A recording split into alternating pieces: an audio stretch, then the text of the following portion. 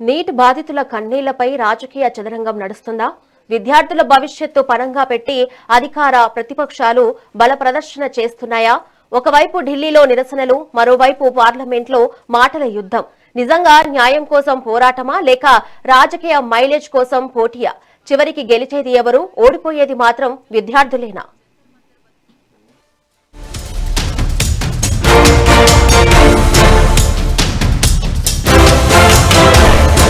దేశ రాజధాని ఢిల్లీ మరోసారి తీవ్ర ఉద్రిక్తతలకు వేదికగా మారింది. నీట్ పేపర్ లీకేజీ బాధితులకు తక్షణమే న్యాయం చేయాలంటూ జులై 19న జంతర్ మంతర్ వద్ద శ్రమజీవి, విద్యార్థి సంఘాలు చేపట్టిన శాంతియుత ఆందోళనలు జులై 20 నాటికి ఒక్కసారిగా తీవ్ర రూపం దాల్చాయి. సుమారు 48 గంటల పాటు నాన్ స్టాప్ గా సాగిన ఈ ధర్నాల దెబ్బకు ఢిల్లీ వీధులన్నీ పూర్తిగా స్తంభించిపోయాయి. విద్యార్థుల ఆగ్రహం ఈ స్థాయిలో హద్దులు దాటడానికి ప్రభుత్వం నిమ్మకు నీరెత్తిన వైఖరే ప్రధాన కారణమని, కేంద్రం సకాలంలో స్పందించకపోవడం వల్లే పరిస్థితి చేజారిందనే వాదన బలంగా వినిపిస్తుంది. అయితే ఈ ఆందోళనలు ఇంతటితో ఆగలేదు.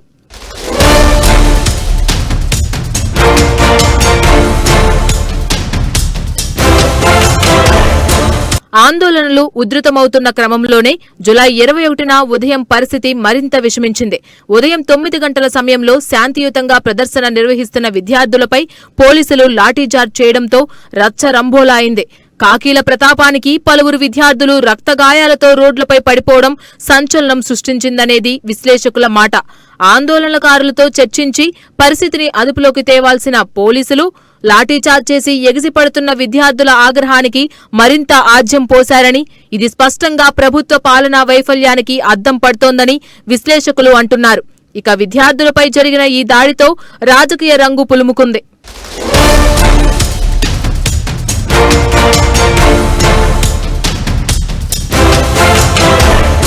విద్యార్థులపై జరిగిన ఈ లాఠీచార్జ్ను నిరసిస్తూ కాంగ్రెస్ అగ్రనేత రాహుల్ గాంధీ నేరుగా రణరంగంలోకి దిగారు.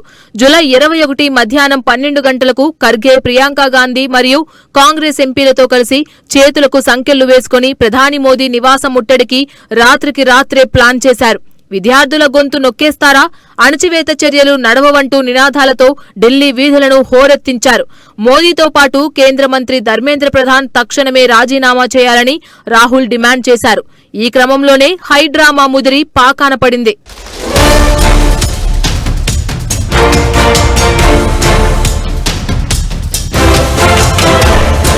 ప్రధాని నివాస ముట్టడి పిలుపుతో సుమారు 14 గంటల పాటు పార్లమెంట్ పరిసరాల్లో ఊహించని రీతిలో నాటకీయ పరిణామాలు చోటు చేసుకున్నాయి. జులై 21 సాయంత్రం ప్రధాని మోదీ ఇంటివైపు దూసుకెళ్లేందుకు రాహుల్ గాంధీ యత్నించగా పోలీసులు ఆయనను అడ్డుకున్నారు. ఈ నేపథ్యంలోనే రాహుల్తో పాటు కాంగ్రెస్ ముఖ్య నేతలను అదుపులోకి తీసుకున్న పోలీసులు మోడల్ టౌన్ ఛత్రసాల్ స్టేడియానికి తరలించి ఆ తర్వాత రాత్రికి విడుదల చేశారు. అయితే రాహుల్ అరెస్టు వార్త తెలియగానే దేశవ్యాప్తంగా కాంగ్రెస్ శ్రేణులు వీధుల్లోకి వచ్చి ధర్నాలకు దిగాయి. ఒకవైపు రోడ్డుపై నిరసనలు హోరెత్తుతుంటే మరోవైపు డిమాండ్ల పరంపర మొదలైంది. తెలంగాణ సీఎం రేవంత్ రెడ్డితో పాటు పలువురు మంత్రులు నిరసనలు చేశారు. మరోవైపు కర్ణాటక రాష్ట్రంలో కూడా కాంగ్రెస్ నిరసనలు మిన్నంటాయి.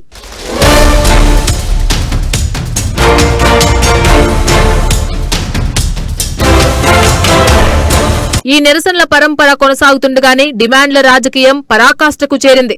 కాంగ్రెస్ పార్టీ ప్రభుత్వం ముందు 5 ప్రధాన డిమాండ్లు ఉంచగా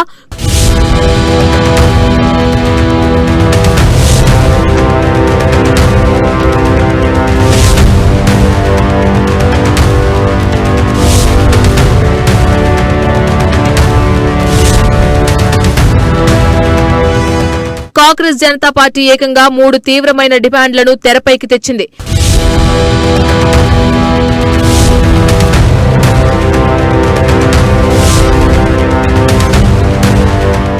విశ్లేషకులు అంటున్నారు, కాంగ్రెస్ పార్టీ ₹1 కోటి పరిహారం డిమాండ్ చేయడం, విపక్షాలు కేంద్ర మంత్రి రాజీనామాకే పట్టుబడడం చూస్తుంటే విద్యార్థుల భవిష్యత్తు ప్రయోజనాల కంటే కూడా పొలిటికల్ మైలేజ్ పొందడానికే ఇరు వర్గాలు ఆరాటపడుతున్నట్లు స్పష్టమవుతోందని విశ్లేషిస్తున్నారు. అయితే విపక్షాల ఈ దాడిపై బీజేపీ ఊరుకోలేదు.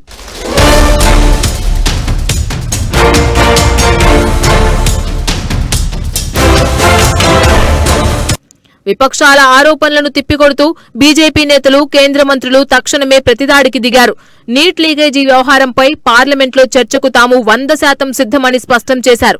కానీ విపక్షాలు చర్చను వదిలేసి రాజీనామాలకే పట్టుబట్టడం ఎంతవరకు సమంజసమని బీజేపీ ప్రశ్నిస్తోంది. పార్లమెంట్లో చర్చకు సిద్ధమంటున్న కేంద్రం రోడ్లపై ఉన్న విద్యార్థులకు స్పష్టమైన సమాధానం ఇవ్వకుండా తప్పించుకు తిరుగుతోందనే భావన ప్రజల్లో ఉంది. అదే సమయంలో ఆగ్రహంతో ఉన్న విద్యార్థులను, విపక్షాలను ఒప్పించడంలో కేంద్ర ప్రభుత్వం సంపూర్ణంగా విఫలమైందనే విమర్శలు వ్యక్తమవుతున్నాయి. ఇక్కడే ప్రజాస్వామ్య వ్యవస్థపై సరికొత్త ప్రశ్నలు ఉదయిస్తున్నాయి.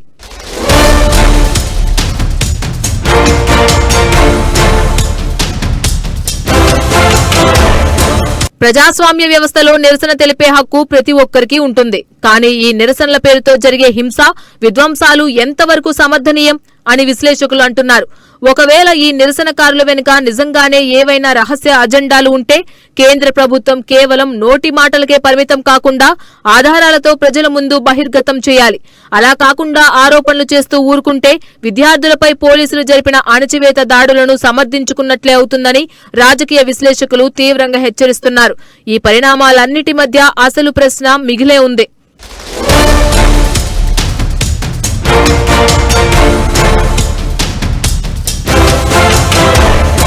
చట్టసభలను కాదని రోడ్లపై సాగుతున్న ఈ పొలిటికల్ డ్రామాకు అసలు ఎండింగ్ ఎప్పుడు?